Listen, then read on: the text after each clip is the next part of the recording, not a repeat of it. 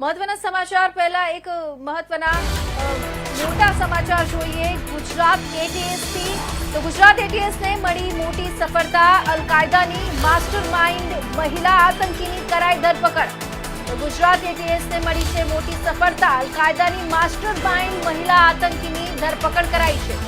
આતંકીઓના ઇન્સ્ટાગ્રામના ગ્રુપમાં આ મહિલા જોડાયેલી હતી